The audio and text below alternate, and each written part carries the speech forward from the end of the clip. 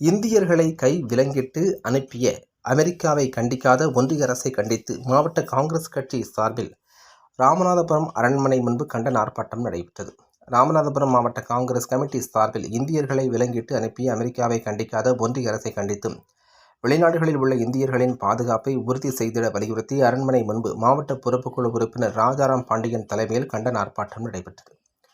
இந்த ஆர்ப்பாட்டத்தில் அகில இந்திய மீனவர் காங்கிரஸ் கட்சி தேசிய தலைவர் ஆம்ஸ்டாங் பெர்னாண்டோ, பொறுப்புக்குழு உறுப்பினர் ஜோதி பாலன், வேலுசாமி, மாநில செயலாளர் ஆனந்தகுமார், மகிழா காங்கிரஸ் மாவட்ட தலைவர் ராமலட்சுமி, வட்டார தலைவர்கள் கார்குடி சேகர், அன்வர் அலி, சேதுபாண்டி மற்றும் நிர்வாகிகள் கணேசன், மில்கா செந்தில், ஓபிசி அணி மாவட்ட தலைவர் பாஸ்கர சேதுபதி உள்ளிட்ட 100க்கும் மேற்பட்டோர் கலந்து கொண்டு ஆர்ப்பாட்டத்தில் ஈடுபட்டனர்.